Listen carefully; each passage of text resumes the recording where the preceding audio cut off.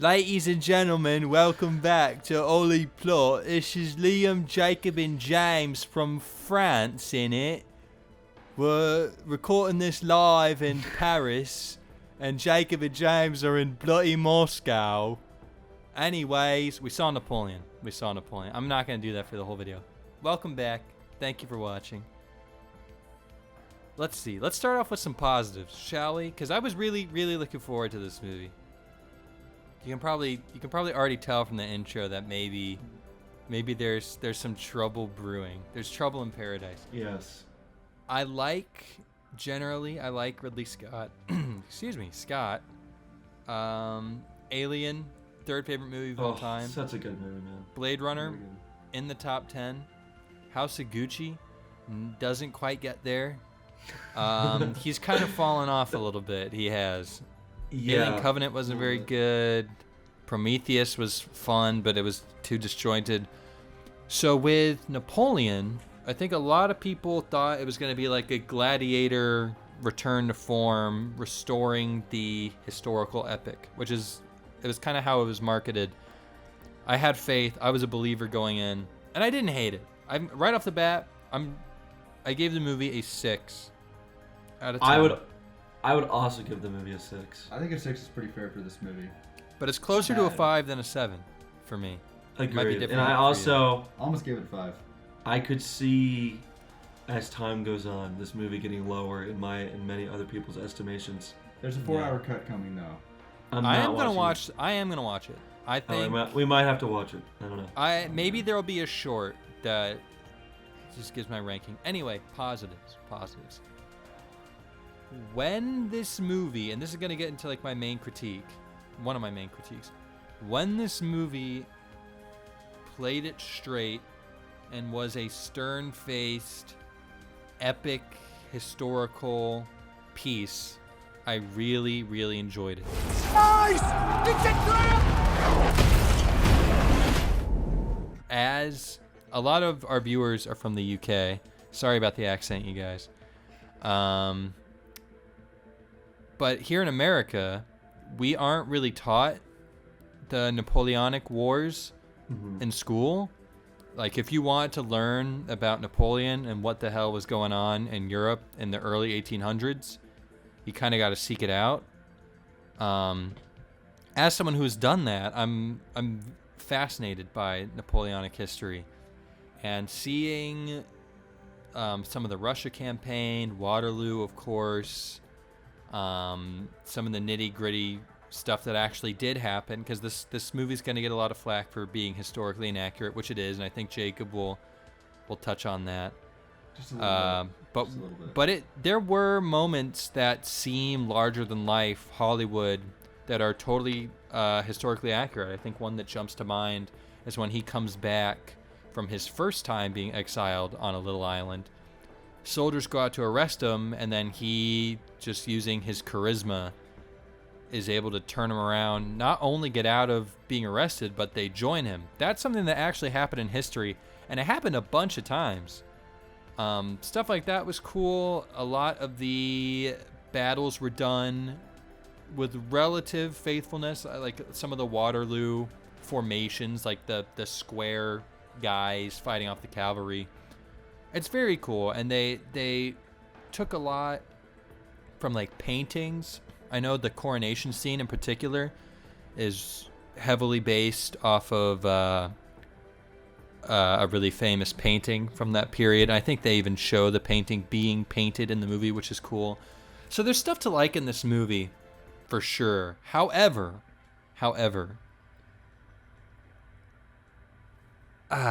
it hurts me to say it because I love him so much. Joaquin missed, dude. Yeah. I would venture to say Joaquin was miscast in this movie. I guess we should talk about that, yeah. Yeah, so James and I came out of this feeling the same way. It was actually one of the first things we said, and I was kind of confused because there seems to be like a lot of glamour around the casting choice, and he's like one of the best actors working today. But just easily.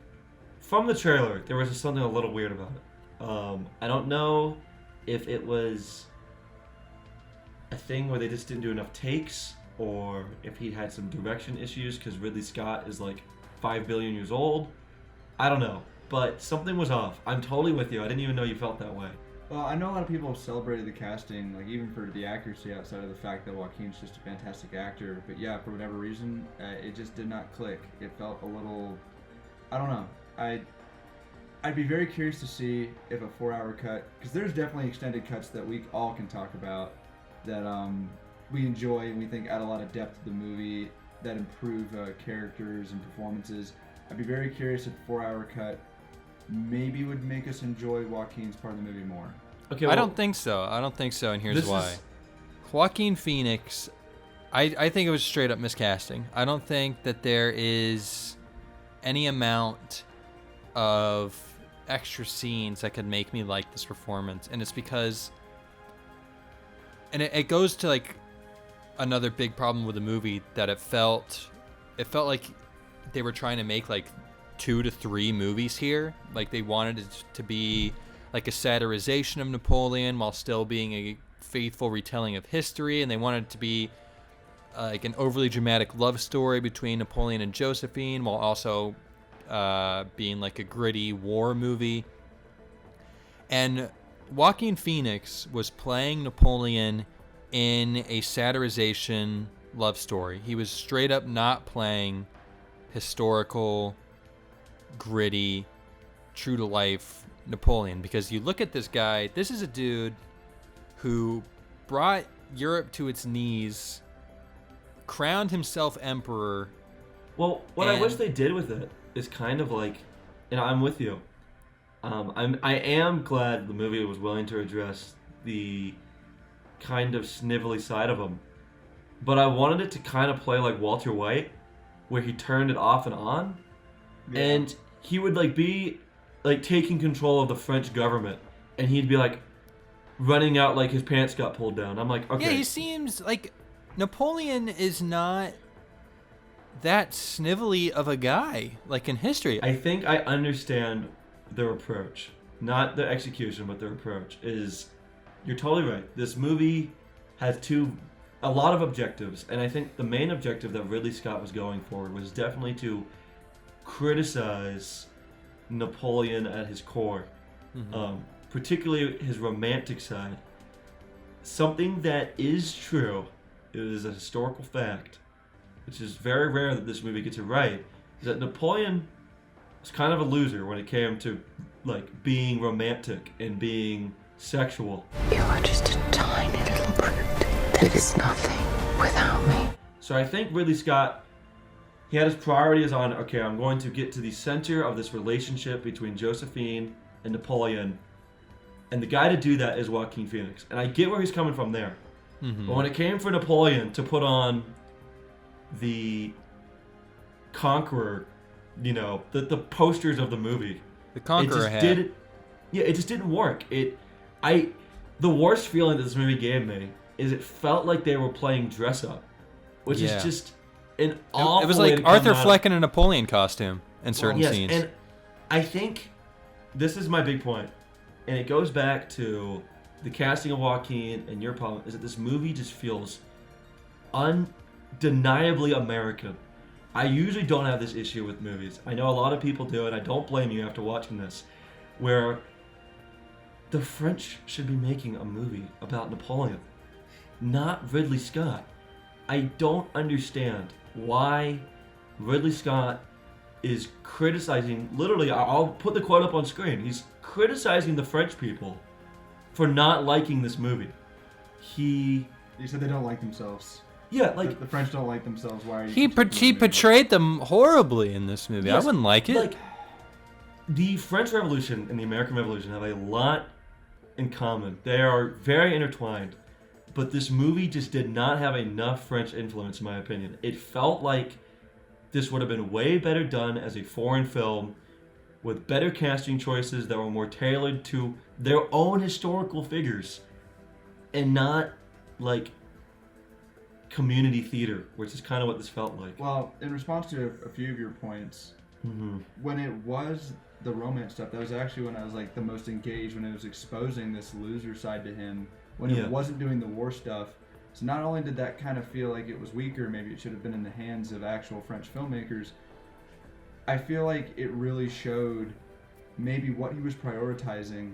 And I feel like if you're going to do this grand epic that's almost like a trilogy of stories intertwined with the conqueror side and the romance side, I feel like you gotta go kind of all in with your emphasis on all of them and not have one clearly run ahead of the others. And Yeah. you want a great filmmaker like Ridley Scott. I feel like this is what makes the difference. Yes, it's coming from an American perspective with Ridley Scott, but I feel like you would want one of like the greatest filmmakers that we've like had to do a story like this, but I just don't feel like maybe we got like an equal amount of effort in each area of the movie. I honestly kind of disagree with your whole American take on it. Like, French filmmaking is like a big thing.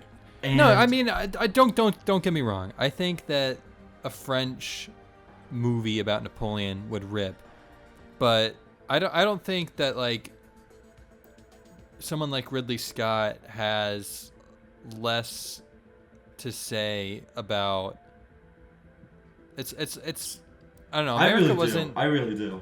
America wasn't really involved in it at all, but it's still like, it encircled all of Europe. Like it's not like a movie about Edith Piaf, It's not my point. It's like if Ridley Scott was really like dedicating himself to this, I would probably agree with you. But it just seems like he doesn't care about accurately representing this. And like you said, in America, and I'm sure in a multitude of other countries, this era of history and this character and this whole thing that's very impactful to the way we live now is not really told. Mm-hmm. So I kind of don't like that. And like we have it being brought into American filmmaking, and it's being done so haphazardly. Well, that was my biggest problem. It seems like Ridley Scott had a real, deep, and almost personal feeling disdain for Napoleon, like as a guy. Mm-hmm. Which I think is fair. It is fair, but it was to the point where it was, in my opinion, to the detriment of real history and portraying it faithfully. Like, you can have, I think, one of the best movies where it's about a dude that everyone hates, but it's portrayed accurately and gets the point across without being like goofy. Because this dipped into goofy territory for me. It did. Really I laughed a few times in this movie. What this felt like to me is it was almost like if they made a movie about the newspaper clipping comics that were coming out in France at the time that were like satirizing Napoleon. Whereas what I think they were going for and what I would prefer is something like the movie Downfall, if you've heard of this, which is about the last days of Hitler in his bunker in Berlin, like in the very last days of World War II when Russia's coming in. And it takes a dude like Hitler, like the worst dude, and they critique and they point out the flaws and the evil of Hitler. Not that Hitler and Napoleon are on the same, you know what I mean? But they do it in a way that isn't like him pulling his pants down and scooting his butt on the carpet. Like it uses the real history, what actually happened, to paint an accurate portrait of this horribly twisted individual. Yeah, the Downfall is foreign, by the way, to your point. The undeniable thing that people are going to come out of this movie thinking about is Oppenheimer, where, and I mean, I was thinking about it literally like 5 seconds in, and I'm not going to try and drown the conversation out with that, but that movie took its time, and you can tell that Nolan, when writing it, was like, I'm going to try to be as unbiased as possible. I'm just going to give the audience the historical figure of Oppenheimer and let them think about it how they want to.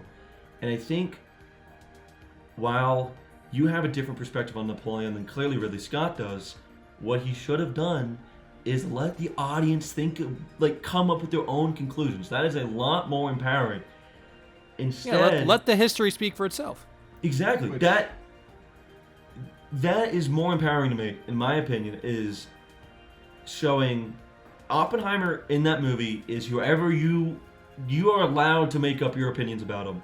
I have heard people with varying opinions on Oppenheimer coming out of that movie. People that think he's vile, people that think he's sympathetic, etc. And I think Napoleon is a worse dude than Oppenheimer. But the movie didn't really allow me to have a choice on analyzing it. And I can't stand that when the author is like shoving their opinion in my face, regardless of the opinion. Not only that, because we keep mentioning it, so we can kind of get into it, because it's probably the biggest point of contention going into the release.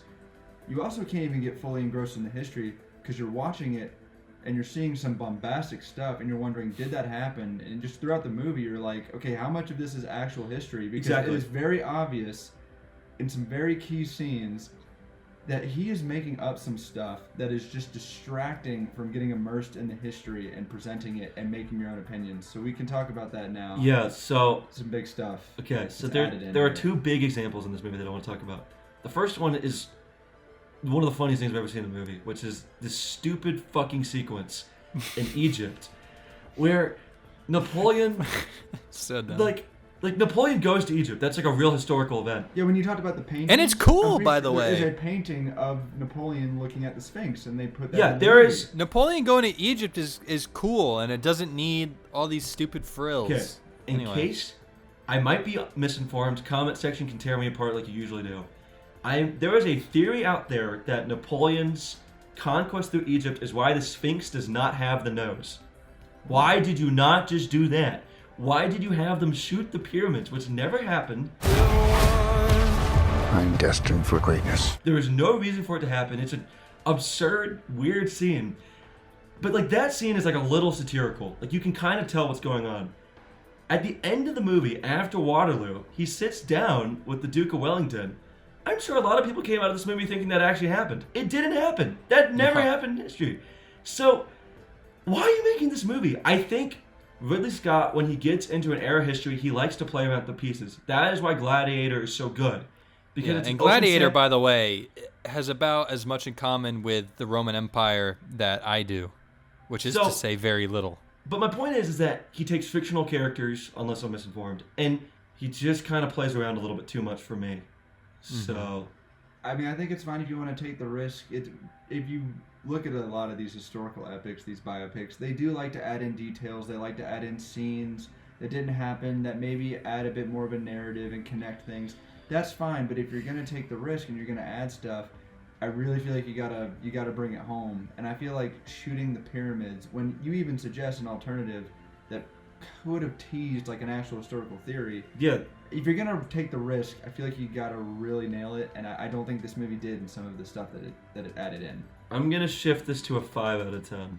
I think I'm still going to give it a 6 because it is well made. I mean, we're really picking it apart on like the narrative level, but I think it's too well made of a movie, and yes, it is a very well made movie. To give it a 5. It is a very well made movie. I'm still at a 6, which means Holy Plot is still at a 6 because Jacob is outvoted. It's okay. But it is closer to a 5 than a 7. Go see it if it's something that interests you. If not, it's a safe skip. Watch Waterloo if it interested you because you will like Waterloo more. Watch Holy Plot, regardless of your opinion on Napoleon, because we make good videos that are better than 6 out of 10. Now, get out of here. I gotta plan my conquest of Europe.